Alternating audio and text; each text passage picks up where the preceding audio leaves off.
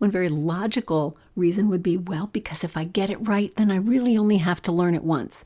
If I get my technique solid, then my technique is going to be good, and that's great. And if I learn all about counting, if I learn, get my fingering exactly right while I'm doing all this, then I'm only going to have to learn it once, and I won't have to learn it again.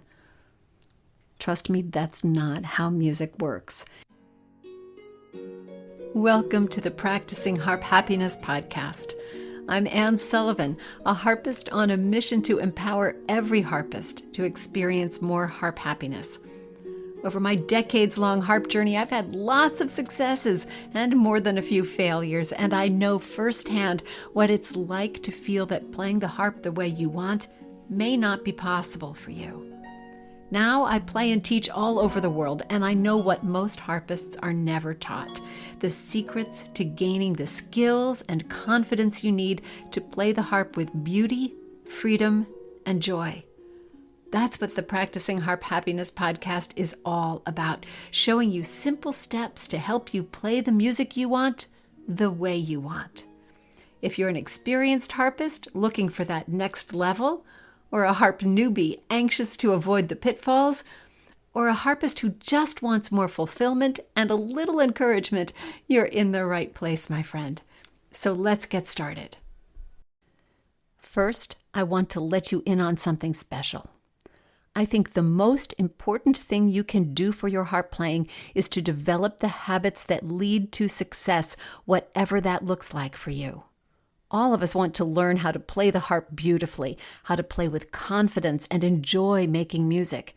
And if you really want to learn those things, videos are great, but live learning is essential. You need to be able to ask questions and get answers. You can't do that with just a video, which is what makes the My Harp Mastery community so special.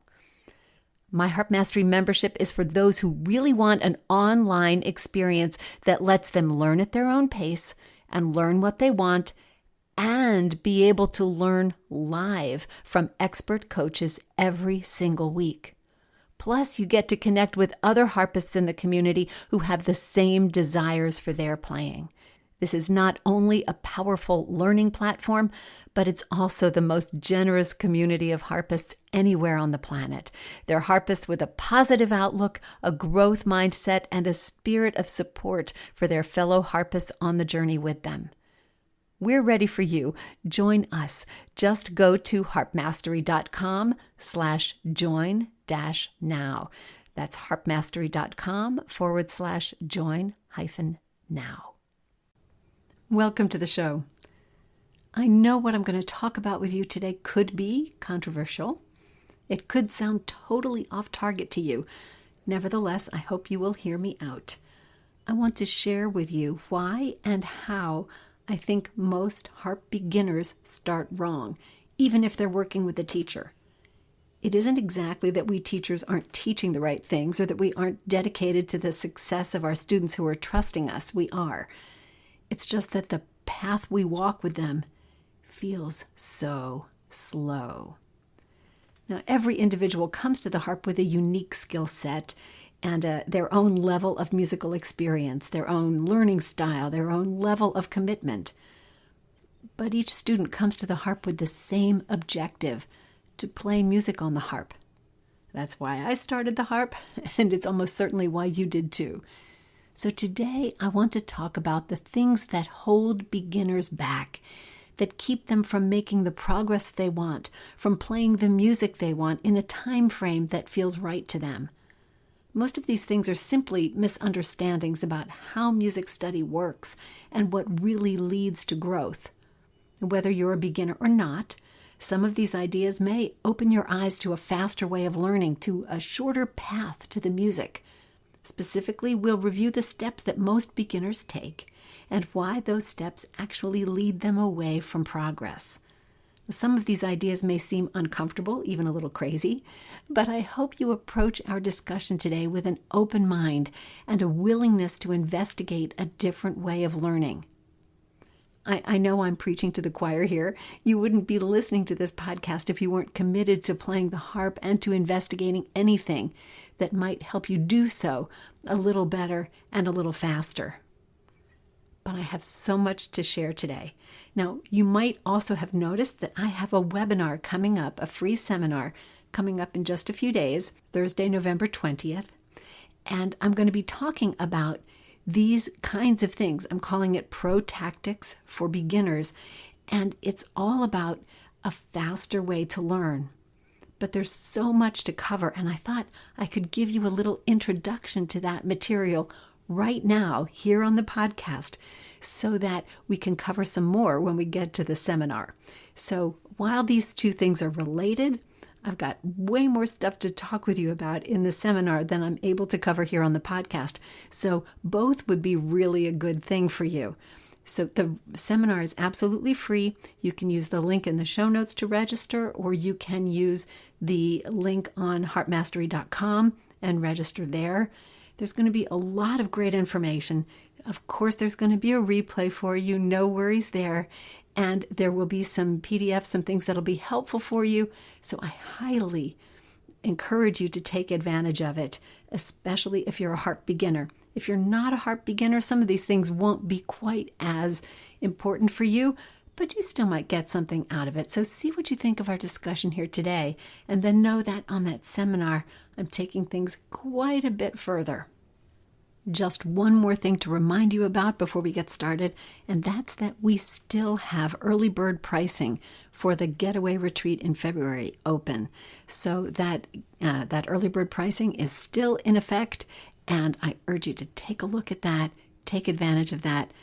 And by the way, if you really want to get your harp playing moving forward faster, the Getaway Retreat is a great way to do that. So consider that when you're thinking about looking at the retreat, and also as you're listening to our discussion today, because there's nothing quite like that concentrated bit of time where we can really get some things moving for you. So that's a link in the show notes as well. Again, you can find it at harpmastery.com. But today is really all about beginner tactics and where beginners go wrong. So that's where I want to start right now. So imagine you're a beginner. It doesn't even have to be a beginner harpist. There's something new you want to learn, and you're a beginner at it. So you assemble all the things you need for learning it. That's great.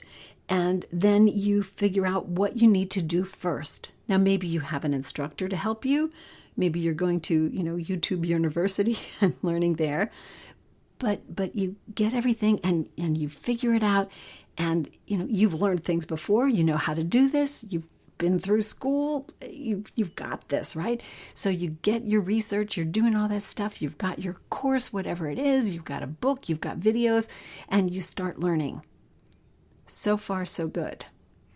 Now, obviously, there are different paths to learning. You could have a teacher, you could have a coach, you could do videos, you could do books, you could be self-taught or have somebody else teach you. There are all kinds of ways to do it.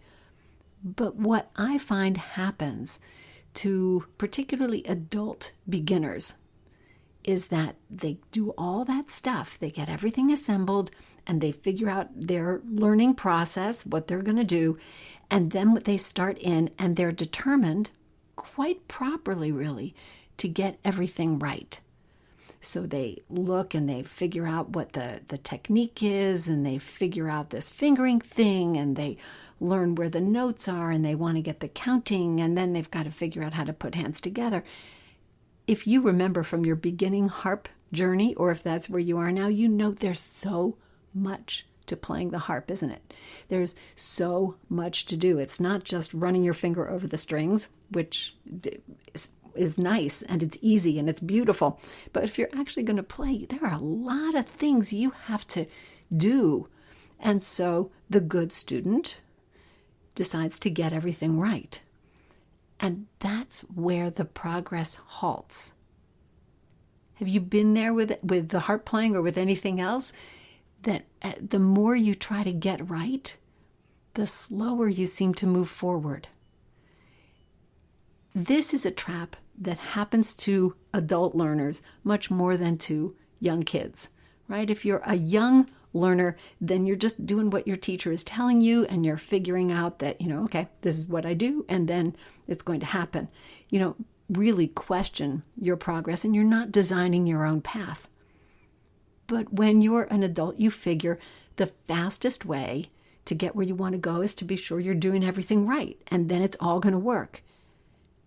And when it comes to harp playing, or probably any musical instrument, but particularly with harp playing, the more you try to get right, the slower you're going to go. Okay, so I just scared some of you, right? Now you're worried that I'm going to tell you that you have to just be sloppy and do things wrong, and I am not going to tell you that.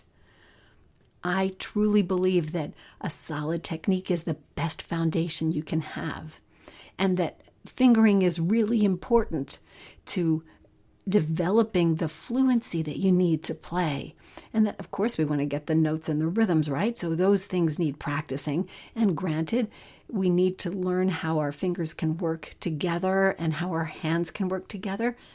All of those things we want to do, and we want to learn correctly. But getting all those details correct is not, believe it or not, a guarantee that you'll be able to play the music that you want to play. Here's an example of what I mean. There was a very brief span of time when I took golf lessons.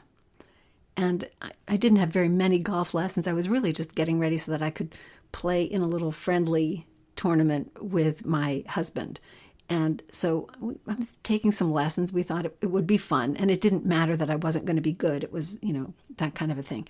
So I got my lessons, and I got the grip right, and I had the swing right, and I was doing the thing with my hips and my toes and whatever it was I was supposed to do. I had all those little details right, and the pro who was teaching me was very frustrated because what he said was, you have a perfect swing. He said, that's a beautiful swing, but you have to hit the ball. And the problem was I would swing in front of the ball, behind the ball, over the ball. I'd hit the ground, but my beautiful swing never actually hit the ball. This is the kind of thing I'm trying to say. You can have all those details right, but if they're not in service of actually playing music, if that's not what you're doing with them, it's not going to be very helpful, and you're going to be stuck getting those details right. Now, there is a path that allows you to do that, what you can do, and this, I find, works for people with more musical experience as opposed to people who are coming to the harp with little musical instrument playing experience. What you can do is say, all right, for the next 2 months, I'm not going to do anything but work on my technique. I'm just going to concentrate on how my fingers work and developing my finger facility and speed, and learn all my patterns and do all that. And I'm not going to do anything else for 2 months or 3 months or whatever it's going to take. And I'm just going to work on that. You can do that, and then you won't have to worry about your fingers so much. But of course, you still have to put that technique at the service of the music. You have to play notes that aren't in the same kinds of patterns as your exercises. So there's still going to be a change that you have to make there. Real pieces call for slightly different fingering combinations than most exercises do. So there's a lot that is still going to require a transition. But what you shouldn't do is just focus on the technique and the notes and trying to get all those things right before you actually try to play music. There are easier ways to do this. You can focus on each of those things and then just play music without focusing on them. That's perhaps a more natural way to learn. Here's another example that might help you understand the way I'm looking at this. If you've ever tried to learn a foreign language and you want to become fluent at it, well, most foreign language courses will teach you vocabulary, and they'll teach you syntax and grammar, and you'll learn all that. But unless you actually practice speaking to another person, You never really become fluent at the language because you're not using the tools that you have, the language tools that you have. This is very similar to what we experience in music learning. You can have the technique, you can understand the notes and the rhythm and the counting, you can have all those pieces in place, but if you don't actually put them into music, you still don't have the fluency to play music well. And that's really the point that I'm trying to make. You can't get everything right before you play the music. You need to get it right while you're learning the music. That's an important distinction. One very logical way to look at the idea of getting something right and why that might be a good plan, except that it isn't. One very logical reason would be, well, because if I get it right, then I really only have to learn it once. If I get my technique solid, then my technique is going to be good, and that's great. And if I learn all about counting, if I learn, get my fingering exactly right while I'm doing all this, then I'm only going to have to learn it once and I won't have to learn it again. Trust me, that's not how music works. It's not a check the box kind of pursuit. It's something that we have to create new every day, right? We play the piece today, well, we're going to play it again tomorrow. And every day is different. And it's the same with the pieces of harp playing that we learn. And I don't mean the music pieces. I mean the little bits and parts. So that our technique, one of those big bits and parts, right? Our technique is something that we will continually strengthen and continually work on. We will do it over and over again. I'm still using the same exercises to train my fingers that I was started on when I was 10 years old. So I've been at these exercises for, half a century. And it doesn't mean that I don't know how they go.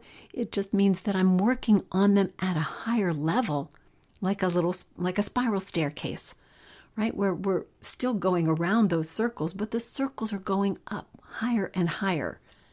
So you're still going to have to work at it. And the question is, how much do you need to get right now? Knowing that you're going to have to get it right over and over and over again. You're going to be working on it. That it's not something where you can just check the box and say, okay, done with that. I can go on to something else now. If you have to be strengthening your technique, if you have to be learning new ways to use your fingers, which you will, over and over again throughout your harp journey, how much effort and time do you want to put into that right now? Where is that balance point between this is all I really need to know now to play what I'm trying to learn and working a little bit ahead on my technique perhaps? Or this is a solid technique course and I'm going to get everything right before I move on. It's a tricky point because you can get your fingers fluent, you can get your fingers doing what we want, but they still have the challenge of the specific notes in the music. Understand, I am not advocating that you give up your technique exercises. Far from it. That's what's going to get your fingers moving and keeping them moving to the next level and the next level and the level beyond that. Technique work is important. But if you're trying to play your music and watch every aspect of your technique at the same time, that music is going to go very slowly. The learning of it is going to go very slowly. So you need to find that balance point. How strict do I want to be now? And how much do I need to be able just to play the music? Where is that? How much do I need to work on these skills? Could be music reading, could be all kinds of things. How much do I need to work on that skill right now in order to play the music that I'm trying to learn? And how much can I learn as I keep moving forward? Music theory is another one of those topics. There is a lot about music theory that can be helpful to you in your harp playing, but I have always found that learning it as you go, as you come up against the things that will be helpful, the components that will, oh, okay, well, now that I know that, I understand this better. Learning it as you go, bit by bit, is going to be so much more helpful than trying to just learn all that music theory right now and figure that you've gotten the theory part down and you don't have to go back and revisit it. Because you're going to have to go back and revisit it, I promise. That's the way this works. And there's a third rookie mistake, a third thing that a lot of beginners don't think about in the way that a more advanced player would, one with more experience. Once again, this seems very logical. It's a desire to finish that piece, to finish that etude, to finish that exercise, whatever it is. I'm going to get this right. I'm going to learn it. I'm going to finish it. Well, music doesn't work that way either.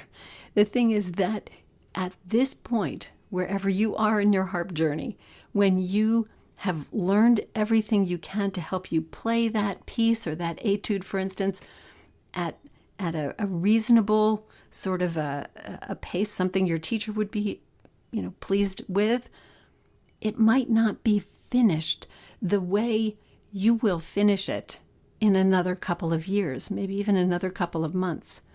This is the power of review.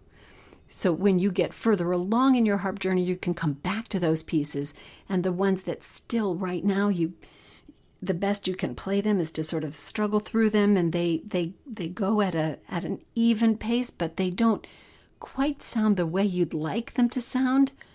Well, that's because you don't have that mastery level that's going to help you play the piece that way. But give yourself a few months when the technique that you need for this piece and your experience level has changed. You can come back to this piece and play it with a lot more aplomb, a lot more confidence, a lot more expression, a lot more mastery, because you're further down that harp journey path, right? You've learned more. Remember, you're going to learn more and learn how to polish a piece as you go. So right now, on day 30 of your harp journey, you're going to be playing a piece and it's going to still sound sort of like a beginner is playing a piece. Well, no wonder you are, right? But on day 90 or day 180, if you come back and you play that same piece, it's going to sound very different because you're going to be bringing that many more months of skill to the piece that you're learning. So not only is that piece going to sound better some number of months down the road, but it's going to have benefited from all the other music you will have played in the meantime. Now, the alternative, what feels kind of logical, is I'm just going to buckle down and I'm going to play this piece until it really sounds right. Well, the fact is that your skills are at a level where it's not going to sound the way it would sound if your teacher played the same piece. You need to acquire more skills, different skills that are going to help you play this piece better. So you can't just finish this piece once and for all now. Realize that you're going to get what you can from a piece that you're working on at this level. You're going to get a lot from it, but you're going to get more benefit from moving on to the next one and on to the next one and the one after that. Then you can come back and you'll find another level of polish, another level of expression and musicality that you're able to bring out of that piece because your skills will be at a different level. So let's do a quick recap and then see where we go from here. So where do I think beginners go wrong? I think that they try too hard to get everything right and end up bogging themselves down in the details and making their progress much slower than it needs to be. We don't need to get everything right now. Just little bits as we keep on moving. Beginners often think that they're going to put in that extra time to learn something once, because then they'll have it and it'll be done. But I know that we're going to have to learn it over and over and over again. That's the spiral staircase that we keep going up. We'll learn the same lessons, but at a different level. So don't spend so much time learning it now. We can keep on moving. And the third one was very similar, right? You don't have to finish the piece now. You don't have to finish the etude now. You want to get it to a particular level, and you get to decide. You and your teacher get to decide perhaps what finished enough is for now. But remember, you're going to be able to come back to this in a short period of time and play it very differently, because everything that you can do at the harp is going to be easier, and you're going to do it better in a short period of time, very soon. So don't spend so much time finishing something now when you could go on and leverage the power of time and the power of a breadth of experience from doing different things. It's going to make everything about your playing easier to go on rather than to spend too much time finishing. So if those are the beginner mistakes, where is the solution for these? What do we do about it? Well, here are some general ideas to keep in mind as you're working through all the complexities of beginning harp studies. Practice the skills that you need to develop, but keep moving. Don't get stuck on them. Remember that the more music you learn, the more quickly your skills will improve. It's not about getting one thing right, and it's certainly not about getting everything, all those details right now. It's about letting your fingers, your eyes, your ears, and your mind explore and learn more. Particularly at the beginning stage, it's important to leverage the power of experience. Remember that more variety of exercises, variety of pieces that you play, the more variety you play, the faster your skills will develop. That's just the way it is. If you want to choose one thing to focus on in depth for now, that's great. Maybe you want to focus on your hands together, or focus on your technique, or focus on your note reading, or focus on your counting. Choose one thing to focus on in depth if you like, and then let the other things come along in their own time. You will have an opportunity to work on those, I promise. And they're not going to fall behind just because you're working on something else and focusing on something else. This is what I mean about keep moving. You'll find plenty more to work on. I promise you, there's always going to be something else that you want to fix and you want to improve. So just choose one thing at a time. Work on that. But do keep playing and learning more. Now, I have lots of real specific things that I want to share with you on the beginner seminar that's happening on Thursday. Today just isn't the right time to try to cover everything. So hopefully everything we talked about today will give you an idea of the sort of thing that maybe questions that you want to bring to our seminar, but certainly that'll give you an idea of the sort of thing that I want to be talking about. I want to talk about some specific solutions, exactly step by step what a beginner needs to learn and how to work on it. So we'll be sort of going through a curriculum, if you will, for beginners. That's what we'll be doing on this seminar, and I certainly hope you join me for that. But I hope that in the meantime, this has given you something to think about so that you don't get stuck in that early stage of your harp playing trying to get everything right, because I guarantee you're going to have to do it over and over and over again. And the sooner you accept that it's just going to be a continual learning process, the easier it is for you, because you can let some of that stuff go. It's okay if it's not perfect now. Believe me, you'll get another chance. Next week on the podcast, we're talking about how to make your music playable now. If you remember, about a month ago, we talked about a simple 6-week holiday music readiness plan and how you could put that into effect so you could be sure that your music was ready on time for the performances that you're going to be doing this holiday season. Well, so what do you do if some of those pieces just aren't coming together. What should that emergency plan look like? How can you fix it up so that you know that, oh, well, I told them I was going to do this piece and I still have to do it, but I can't play those 4 measures, or this is proving harder to get to tempo than I thought. What do you do to make your music playable now so that it's ready for those holiday performances? That's what we're going to be talking about next week on the podcast. And that'll be kind of fun, sort of a little bit lighthearted, but super practical. So I'm looking forward to sharing those tips with you. And believe me, I've used just about every one of them in my own playing. Of course, don't forget to sign up for that beginner seminar that's coming on Thursday. You'll find links in the show notes and at harpmastery.com so that you can do that. I certainly hope to see you there. It's going to be interesting, and as I said, I've got a lot more to share. And of course, we still have our early bird pricing for the Getaway Retreat in February, so don't miss out on that pricing. Be sure to reserve your spot before that pricing goes away. I look forward to seeing you here again next week for another podcast. But in the meantime, remember, every day is a day you can add more harp happiness to the universe, to your world, and to your spirit. And all you have to do is play. Thanks so much for listening, and I'll see you next time.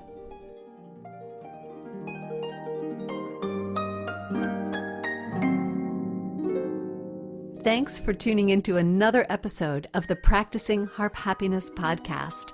I release a new episode every Monday morning so you can hit your practice week running. Until then, remember to practice your harp happiness every day. See you next time.